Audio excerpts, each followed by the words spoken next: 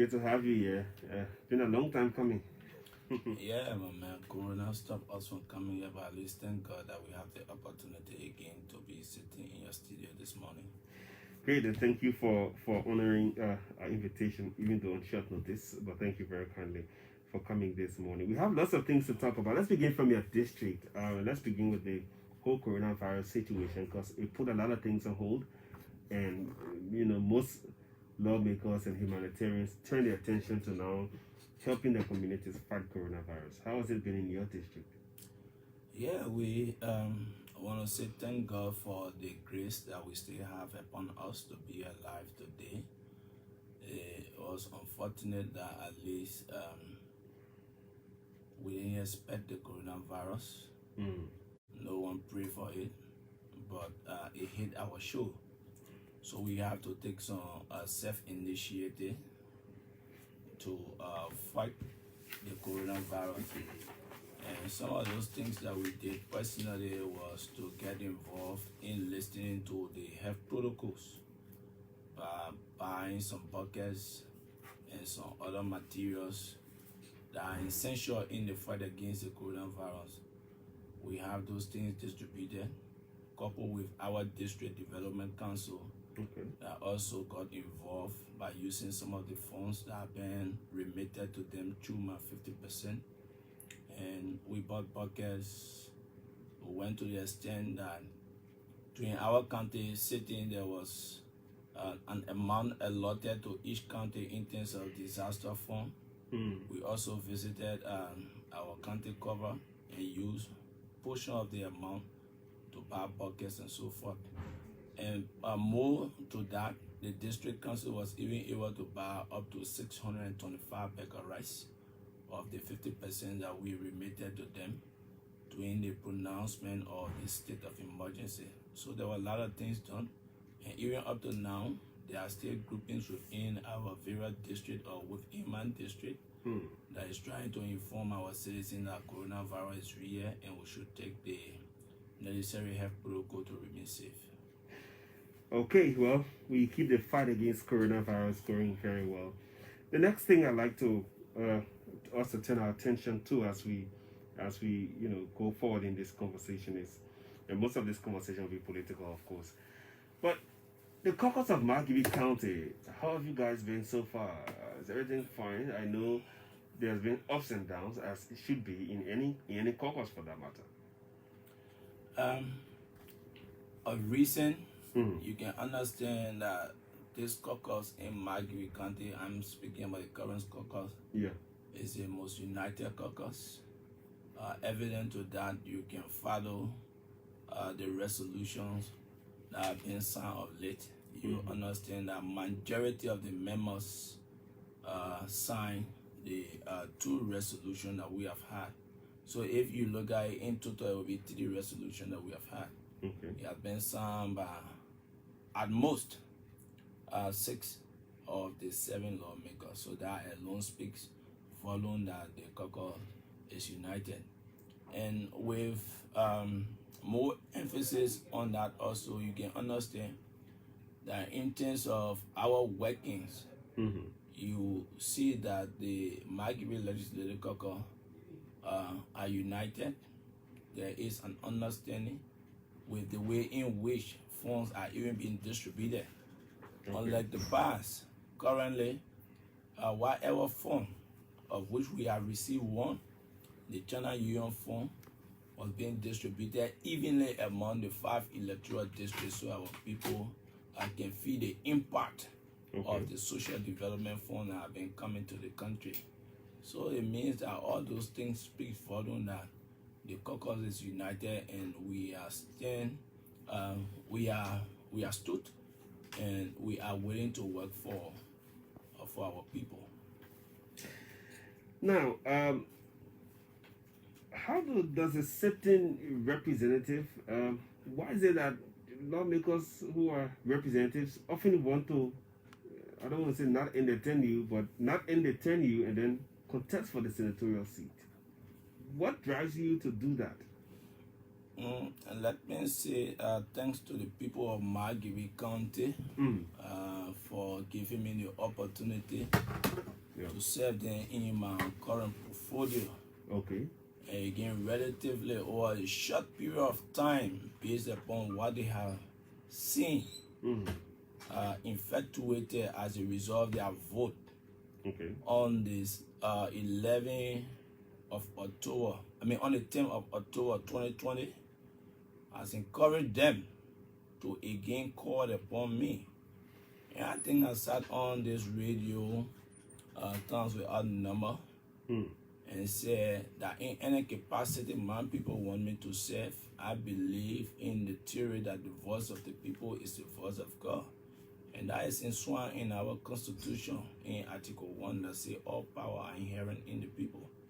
So being called by the people in 2017 to contest the representative election, and relatively to what they have seen me doing in a relatively short period of time, also encourage them that they want those things to be, let's say, implemented beyond the district level at the county level.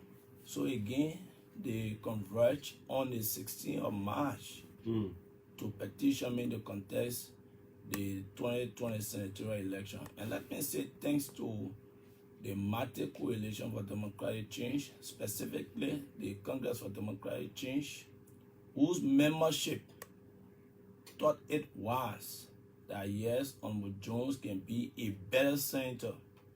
Again, in the primary, I won on web ballot, and if you follow the activities of late, specifically with regards to the CDC operation, you understand that we were being certificated.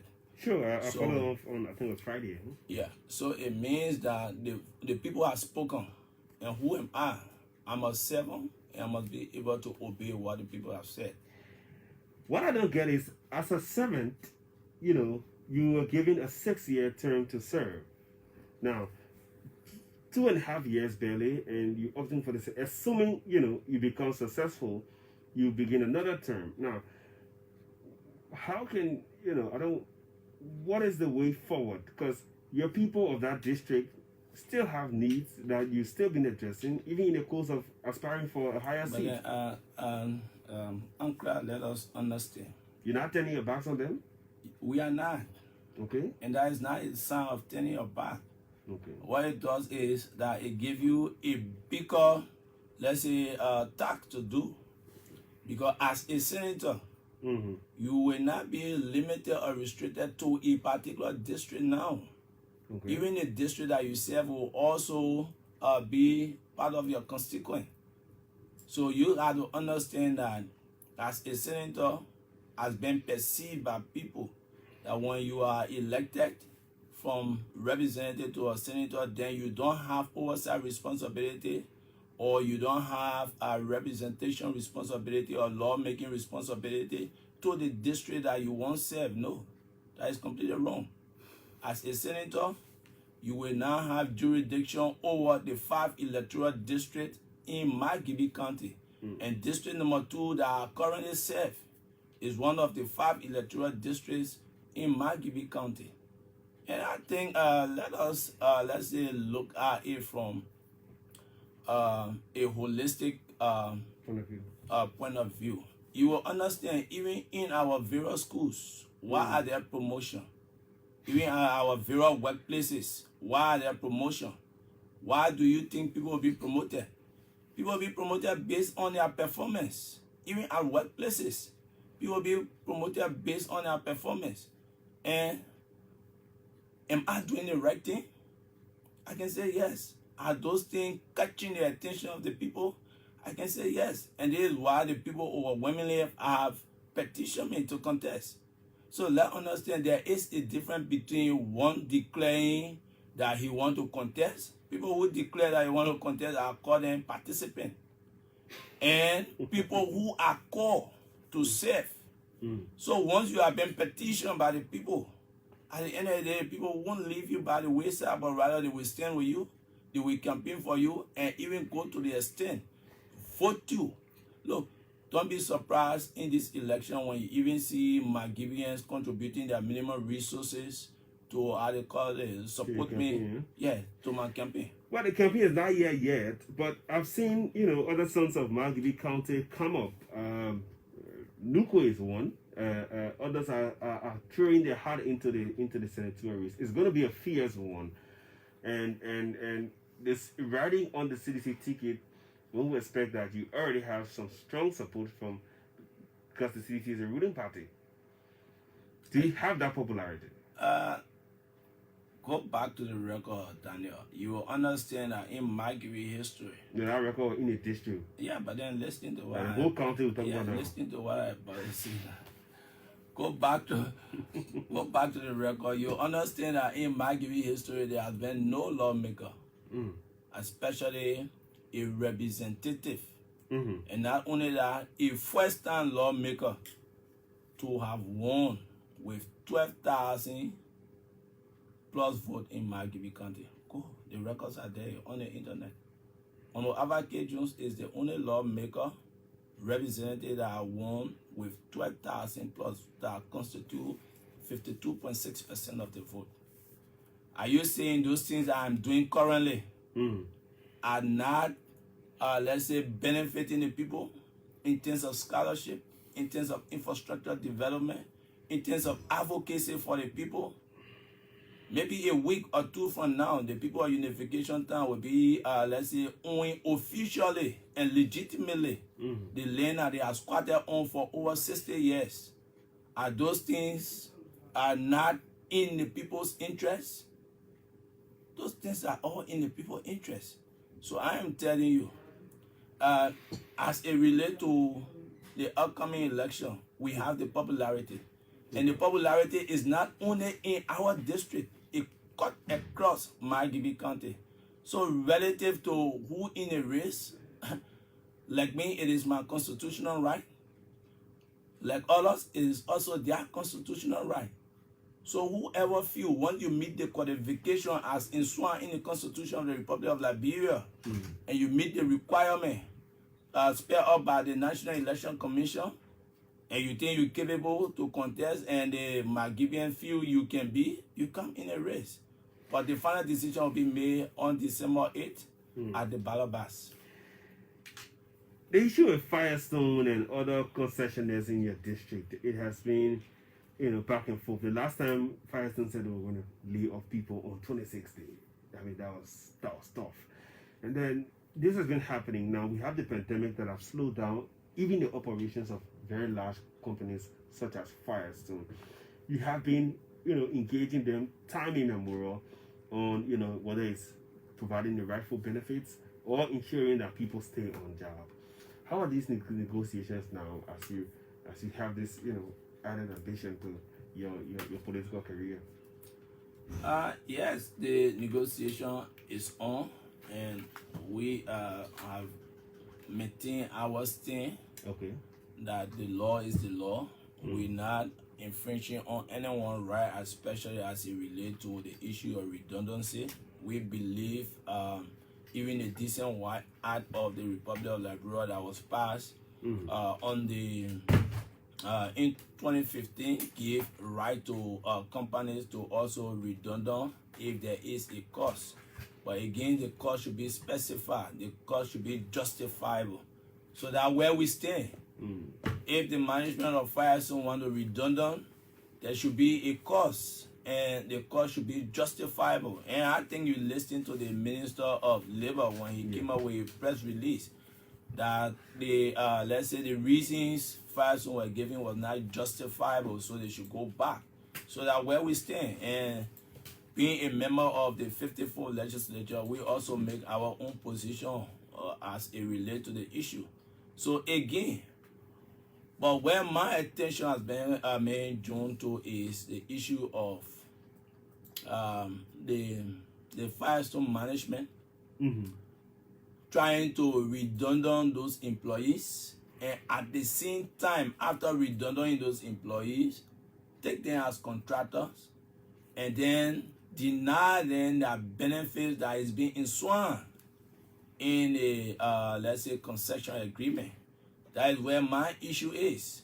And like I said on True FM in recent time, that those contractors company that are currently franchising for Firestone, they should also be able to assume those responsibilities that Firestone had to undertake, especially as it relates to the concession agreement.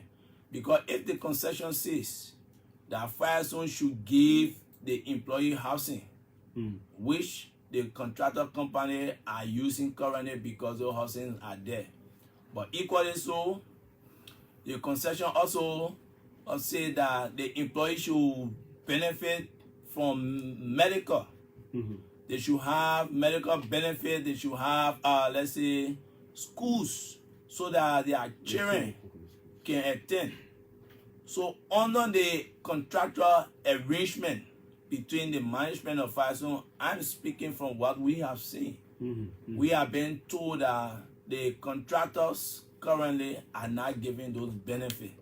So it means that once it is in Swan, we're not looking at anything that is not in Swan, or we're not asking them or the management of Firestone to compel them to do anything that is not within the concession agreement. We are calling on them that what is in the concession agreement should be implemented by them. And one of the things that is in the concession agreement is those contractors are not giving what medical benefit to their employees. So we'll be calling on them. Say you want to, let's say, assume the responsibility of Firestone, it means that it should also be in line with the concession agreement. Okay, the next thing, the next place our conversation takes us is, let me ask you, hopefully by December 8th, if all goes well, we should be voting for propositions for changing the constitution. And this brings me to ask, are you also going to be opting for the 9 to 7 years, 6 to 5 for rep and president and for senators? Daniel Ankrah, if you visit the resolution that was signed, I believe you follow it, and as per legislative practice, that any amendment to the constitution should constitute 2/3 of both houses. Yeah.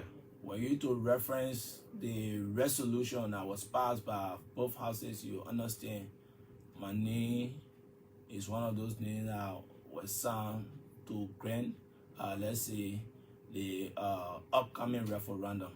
So it means that for the fact that I signed it, it means I concord with those things that are within that will be going for the referendum.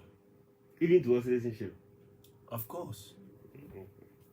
No, it's good to Definitely. Be more specific sometimes, just for the benefit of the public, so people get to know.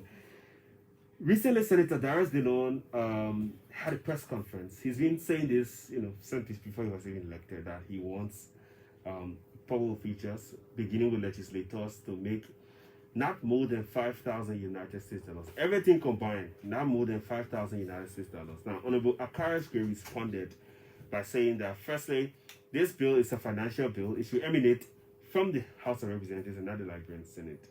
What are your thoughts? Our constitution is clear. And to the extent that they say in Article, I think 34, that all revenue bill, be it the melting of coin or whatsoever, emanates from the lower house. And you see, most often people say the legislature is a unit. Yes, we agree, but in terms of function, there are certain function that is being tied directly to a particular, let's say, body. For instance, I will give you impeachment. There is no day that an impeachment bill can emanate from the Senate. It emanates from the lower house and ends at the Senate. 2, revenue bills, like the budget. In no way that the budget can emanate from the Senate. It emanates from the lower house, go to the Senate. If there should be any change, then a concurrent committee is set up. Equally so, with the issue of every revenue instruments. They should emanate from the lower house. But let me see, relative to the proposal, I'm not the spokesman of either of those people that you name. Sure. Yeah, and I think I will be speaking from my own perspective. Your personal view. Yeah, so I'm not here to promote anyone. Yeah. No, I'm also saying because currently where I sit, we have even been able to do more than that. Let me see. When you to reference John Cuddy, Dukas debate that was held in my district before the election, I think that was either in 2017 around April or whatsoever. I can't really remember. I can't remember the specific month.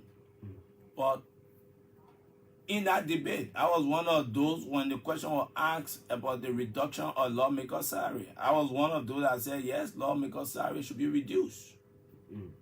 Under our administration, has there been a reduction in lawmaker salary? Yes. Before the passage of the 2019-2020 budget, those were the issue, and those were some of the reasons why the budget took long to pass. But then following the advice of IMF, we were able to reduce our salary. And more to that, some of us even made personal commitment, and those commitments were not based on what campaign promises. But I come in, Chief. I learn you. Just give me a little chance. And you're talking about the 5,000, like 5,000 you're talking about, and you want me to speak to specifically. How about safe lending? Yeah. So I'm saying, even in our district, with the reduction that was made from the national scene, some of us have still maintained our promise, not campaign promise, but after campaign, when we have won already, because when I told my district we are going to remit 50% of our salary to them, it wasn't during the campaign, it was after. And precisely was on March 3rd, 2018. Have we been able to live up to that? Yes, today. So what I wanted to do, sorry, I wanted to draw a line between, I want to draw a line between what you receive, what was caught already, you know, as opposed to what you caught already by yourself. That's what I want to draw. That's where I want to draw the line. What was caught? Yeah, because you said, and I agree with you, that after this whole harmonization process, lawmaker salaries have been reduced. Now, you're saying that you decided to further reduce yours, you know, and give it to your district for development, right? Yeah. So we're saying the same thing. So I want to draw the line between how much you receive and then how much you divide the 50% afterwards. Chief. When you say 50% of your salary, it means that if you are getting $100, you give the district $50 into $50. Yeah. Okay. So I'm saying even up to current, we have been able to maintain that. And are there evidence to that? I say yes. Today, if you go to my district, you will understand that we have been able to construct a district office as a result of the 50% remittance. From the onset of our discussion, I told you that we also bought corona materials. Okay. We bought rest. Even as we speak, we have broken ground for the construction of additional 4 classrooms, 2 offices at the Chavio Public School, all as a result of the 50%. So let us come now to the issue of the 5,000 that you are talking about. Let's say you heard the Minister of Finance. Yeah. Because when the IMF proposed that for us to have a, let's say, realistic budget, because that was the appropriate word that the IMF used. Yeah. For us to have a realistic budget, they felt that the salary of lawmakers were too high. So because of that, they decided to reduce it. Yes, for the sake of our people, we accepted it. Even up to current, I can tell you for almost 1 year plus, lawmakers have not gotten gas. And we need to go back to our various districts to disseminate some of what is happening at capital. But today, yes, almost all the lawmakers go in our pocket. And even if you get in your district, at the end of the day, whatever happens in your district in terms of development, people come to you. You heard the Minister of Finance, who was then pushing for the reduction of, let's say, lawmaker salary. But now he has understood the constraint that lawmakers have gone through and go through on a daily basis. So he's the same person now that is coming back to say the lawmakers have cut their salary and gone to an extent. Because let me say to you, the issue of the 5,000, then it means that even current lawmakers, like people from the lower house, because I cannot speak for the upper house. Currently, the lawmakers from the lower house are making in US dollar $4,700 and I think $25 from the lower house. Is that not less than, how they call it, $5,000? That is less than $5,000. So at the end of the day, look, like people say, let us not try to. You think it's trying to be politically, does it sound politically good? If I should put it that way. And I try to even struggle for war, I can't get it. But however be it, you know, the biggest political theater in our country is the Capitol building. Yeah. People go there with ideas, and some of those ideas are proper. Sometimes it sounds good. When you proffer your idea, it may sound good. Does it sound realistic, in your opinion? Regarding? The lawmakers should make across the board 5,000. Well, if it's below 5,000, then it's fine. Look, but the ceiling should be 5,000. Let me make you to understand. Today, in our various districts, as in the past, as it was in the past, there were legislative projects. Since we took over, there has been no legislative project. So if were you to ask me today, wherein I'm now informed about what is unfolding, I will even say increase the lawmaker salary and let the lawmaker personally make their own reductions so that those reductions can affect the life of the people that they represent. Today, if wind passes in maybe a village and blew all the people roof off their house, who do they go to? There is a disaster management team.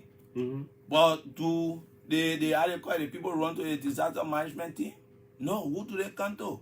The first contact point will be the lawmaker. So I am saying to you, with the reduction, Chief, let's understand, it's unrealistic. I'm saying no. I'm saying no. Because at the end of the day, the breading of what go on in the county or in the district on a daily basis lies squarely on the shoulder of the lawmakers. You could have put it right. Well, if you're just joining us, this is a reminder you're following the Super Morning Show on ELBC Radio 99.9 FM. Our guest this morning on the show is Honorable Ivar Jones, District 2, Margibi County, joining us live on the Super Morning Show this morning. Just before we take to the lines, the CDC as a party, what was the essence of the certification program on Friday? The essence. Because I know, yeah, but that was certificate you. You seen the essence? I see you the essence. But ain't you there? Any certificate that you? No. By the way, asking the question, what the essence? Because I've not seen party before to certificate the aspiring candidates. You know, when NEC will still do so, like they do with CPP. When certificate them as a party. When CDC propagated the message of change, people didn't understand it. People didn't understand it. Today, follow the track record of CDC. A lot of things that the coalition of democratic change has done over the year and is doing is been replicated by people.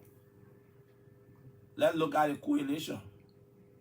2017, when this coalition was formed, at the end of the day, people did not see the essence or did not see the importance. They said they were going to split, they were going to fight.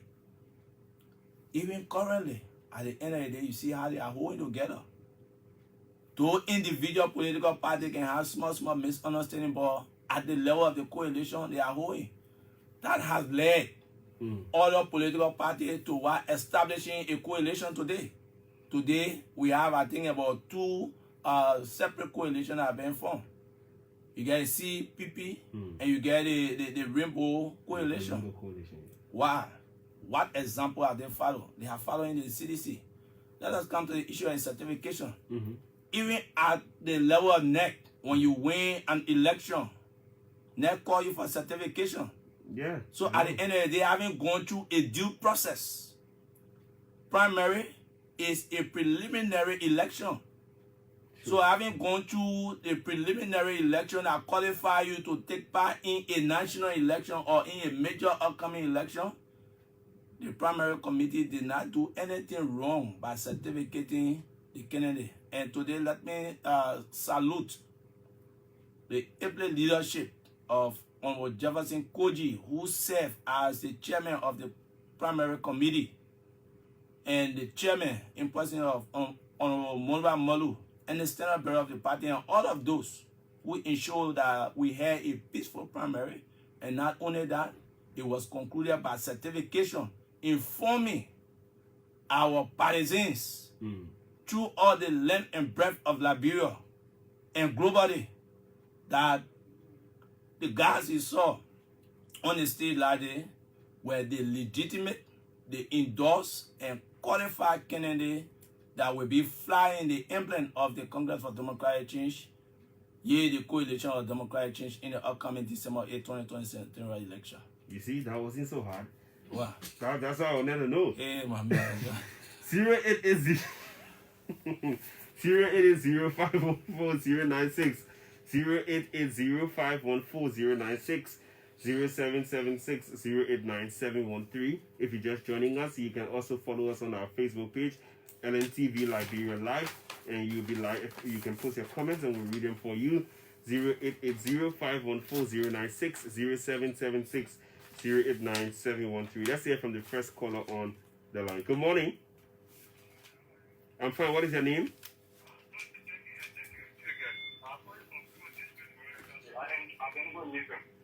Go ahead. Okay, I want to say thanks for your speaker as well. And all of analysis will go very well. And I want to say thanks for your eloquent speech. You see, these are people that were named at the capital building. You see, the next couple of again, and one event going over the time. And with this time around, we're not allowed people to go to a capital building and provide what we call similar leadership. And we're not accept that. So I want to say thanks to him and thanks for your job to be done for over the time. Thank you for everything. Okay, thank you very much, sir. Thank you very much for joining us. Let's take the next call. Good morning. Okay, that call is off the line. Let me take this one. Good morning. Good morning. Morning, what is your name? My name is Ivar. We do our calling from the capital of Margibi, City. Go ahead, please. I want to say bravo to my senator in waiting, Captain December 8. I want to say thank you. You have spoken well. And the people of Margibi will have no alternative but to vote. As the next senator comes December 8. By virtue of fact, your work has been showing the amount of work you have done in just 2 years and a half has spoken for you. And nothing can stop you. Only God, with all of the political leaders that are coming saying they want to run, they want to do this, we are already giving our choice to you as our incoming senator comes December 8. So, bravo to you, Chief. Thank you very much, sir. Thank you very much. Let's take the next call. Good morning. Yes, good morning. Welcome. What is your name? My name is George Christopher II, and I joined the conversation from District 2, Margibi County. Go ahead. Let me say good morning to the incoming senator of Margibi County, the redeemer and the true face of Margibi County. And my brother, you don't know that the Jew is a selfless leader. He's a leader who fights in the history of Margibi County to be giving half of his salary to people for development. And apart from that, apart from the state president is already using all of resources to develop the country. If it's not in a gesture now, for 3 years, if you just calculate scholarship that you have provided for Margibi County to do, it will be a museum. The brother has spent over $4 million for scholarship over 2 years. And probably 50%. So that's the reason why we want to do a Margibi County. We will do everything possible to make sure that indeed we reduce the goal of the center of Margibi County so that development in District 2 just try and cross the power in the district. All out there, when we give reach that way, all politicians in our country, they have still the country, they are going to receive money. Hey, don't go and lay allegation that you're not be able to clarify your big. Good morning. Morning, what is your name? Good morning. I'm calling from South. Okay, go ahead. Yeah, I listened to the lawmaker and something drew my attention to the of this morning. I also do firestone and that which have been also all of the construction areas all over the country. You see, something is faulty in this particular government from the past since the establishment of this country in terms of how construction the deal being dealt with in this country. This is why faulty this particular government, because after in terms of the social contract theory was regarding the well-being of the people. People in the lower and upper houses they did not regard the well-being of the people and the workers at the same time. This is why, particularly right now in this 21st century, in this particular government, and the lawmakers who are in this government need to be strong to preach against and to reject some of those attitudes that those concessions have been doing, affecting the well-being of the people. Thank you so much. Thank you very much, sir. Thank you very much. Good morning. Good morning. What is your name? Yeah, Ivar Johnson calling from Go ahead. Go ahead, please. I'm a proud son of Margibi, specifically from district number 2. Mm. I'm representing Street of Washington. Go ahead. Yeah, okay. I want to say hi to my representative. Good morning, brother. And thank you for your job. My father appeal to me to him. Mm-hmm. You know, I'm home from Charleston. My birthplace is Charleston. Now I'm home about the school that I attended for my elementary days, Tabby Forest School, that is Canada High School. That's a plus. I'm a plus for that.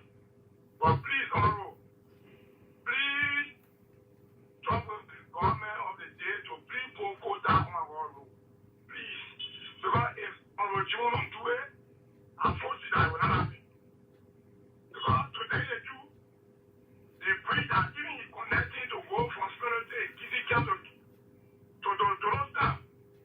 Many of my friends are living out what a one for a tennis school so I'm going to applaud and thank you for your hard work.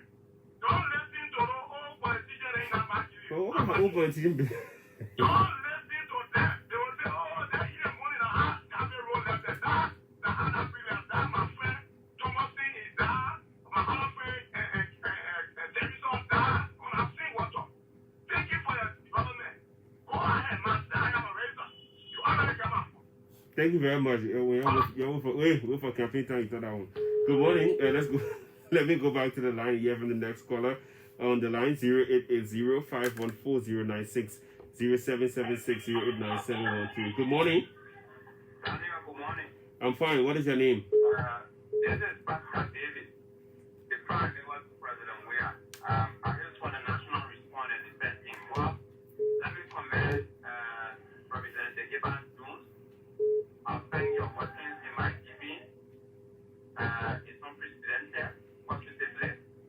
And so we will support your senatorial bid, and we can say to you that even in the midst of challenges, we need people to excel at the level of the Senate to make an informed decision. And so some days there is a slight difference between being just a representative and a senator, for the fact that people who will serve at the level of the executive will be confirmed by senators. It means we need to have people of integrity, people of substance and value at the level of the Liberian Senate. And so, like Ivar Jones is working to make it a spoken value. So we think it's about time that he go at the Liberian Senate to offer his expertise. Thank you very much, and we will support you to the rest. So thank you this morning, Daniel, for the opportunity.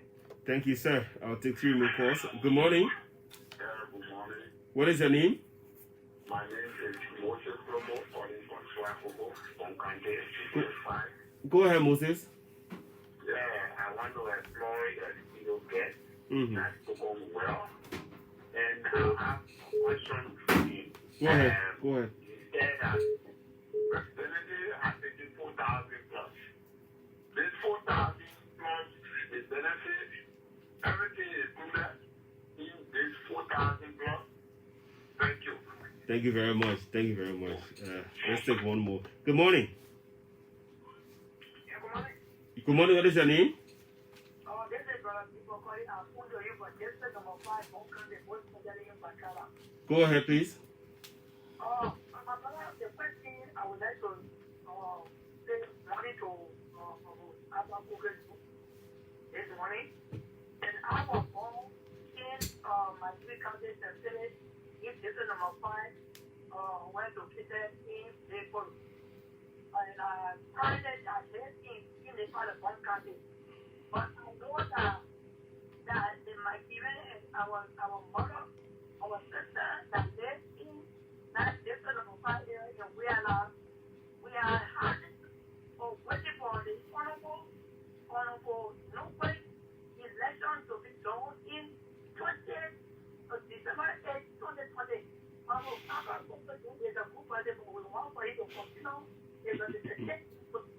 2020 will be built. I think when you put in the name in the politics in the era, we'll hear the Okay, thank you. Well, that's the beauty of diverse opinion. Emma Jones, I'd like you to respond to it. I think there were two major concerns. Yeah, let me say thanks. For the fact that some of you calling from district number 5 to use my platform and my popularity to run campaign, it means that is a sign of defeat already for their candidate. So we want to say anyway, but that's your opinion. And let me say to our brother who asked whether the amount called includes benefit. I think the information is clear. There is nothing that benefit that we know about. The salary component of a lawmaker now come in one line and is straight. So the amount that we spoke about is what comes to lawmaker. And we are saying to you, the amount is in 2/4. The USD component that constitute 80% and the LRD component that constitute, let's say, 20%. And of the amount, based on the prevailing rate, it can change. So if the rate came to 1-to-1 today, at the end of the day, you understand that the LD component will also drop. But what I do know is there is nothing called annual benefit whatsoever. It is straight. Where you don't even check every lawmaker account, you will understand that the amount that goes to each lawmaker at the end of the month, it's all put together. That's what I'm saying. Is one line, which is $4,725. So I don't know whether we're closing now. Yeah, sure. We're closing now. We want to say thanks very much to our many callers. I know a lot of them wanted to call to express some training issue within their community or within and the issue with the Charlesville rule, and you haven't said anything about that. The issue of the Charlesville rule, you see, when we passed the Eton loan agreement, we passed the Iboma. Again, there were communication all around that the legislature gave the President of the Republic of Liberia a blanket check. And in that resolution, I was one of those that signed the resolution. And in that resolution, I included the pavement of the Charlesville Road, and said, if this is done, yes, I gave the President of the Republic of Liberia a blanket check to go and source money to come and build our roads. But unfortunately, because of the minimum resources, we have not been able to raise the amount. But you asked me today, if we have money to build that road, I will be one of the happiest person to build a road. But let me say thanks very much to the commissioner, Mr. Law. Law has been instrumental in ensuring that those residents on the Snafford Dock who have the capacity have always helped in ensuring that that roof is paved.